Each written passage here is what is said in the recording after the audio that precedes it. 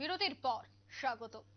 এবার চুরি গেল বিজেপির সর্বভারতীয় সভাপতি জেপি নাড্ডার গাড়ি। হ্যাঁ, শুনে হয়তো বা আপনারা অবাক হচ্ছেন, কিন্তু এই খবর কিন্তু ইতিমধ্যে উঠে আসছে দিল্লি থেকে। চুরি হলো বিজেপির সর্বভারতীয় সভাপতি জেপি নাড্ডার গাড়ি।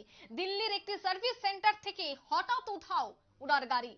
অভিযোগ পেয়ে দিল্লিতে সেই গাড়ি খুঁজতে ইতিমধ্যেই তৎপর দিল্লি পুলিশ। দিল্লি থেকেই সেই গাড়ি উধাও বলে এই মুহূর্তে খবর।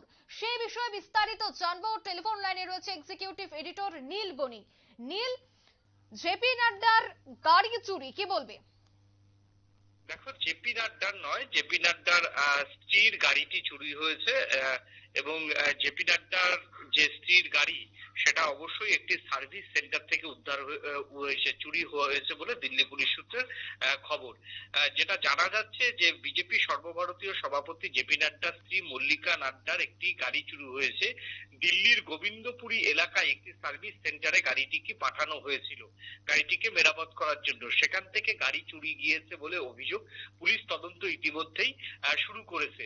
মল্লিকা একটি বিলাসবহুল ফরচুনা গাড়ি ছিল। গাড়ির চালক সংশ্লিষ্ট থানায় গাড়ি চুরির অভিযোগ জানিয়েছেন। তার ভিত্তিতে দায়ের করা হয়েছে এফআইআর।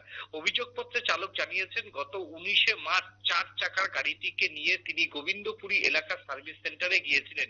গাড়িটির কলকবজা মানে অর্থাৎ গাড়িটির যে কলকবজা, সেগুলি কিছু মেরামত করার দরকার ছিল, তা যাচাই করতে সেটিকে সার্ভিস সেন্টারে পাঠানো হয়েছিল। সেই সার্ভিস সেন্টারে থেকেই সেখান থেকে গাড়িটি চুরি যায়। তারপরে যদিও বিষয়টি নিয়ে দিল্লি পুলিশ ইতিমধ্যেই এই তদন্ত শুরু করেছে। চালক জানিয়েছে, বিকেল 3টে নাগাদ গাড়িটি সার্ভিস সেন্টারে নিয়ে গিয়েছিলেন তিনি।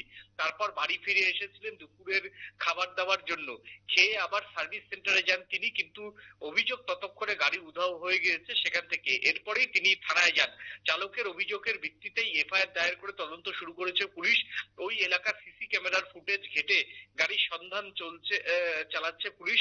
ফুটেজ অনুযায়ী কেউ বা কারা গাড়িটিকে নিয়ে গুরগাঁওয়ের দিকে গিয়েছিল, সেটাই কিন্তু দেখছে পুলিশ। 6 দিন কেটে গেলেও এখনো নাড্ডার স্ত্রী সেই গাড়িটিকে উদ্ধার করতে পারেনি দিল্লি পুলিশ।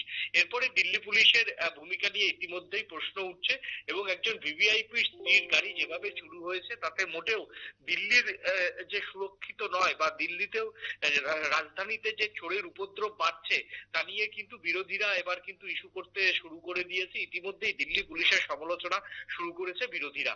অঙ্কিতা। একদমই, ধন্যবাদ নীল। 6 দিন যাবত গাড়ি উদ্ধারে ইতিমধ্যেই দিল্লি পুলিশ তৎপর হয়ে বিভিন্ন জায়গায় খোঁজাখুঁজি করছে, সিসিটিভি ফুটেজ খতিয়ে দেখছে।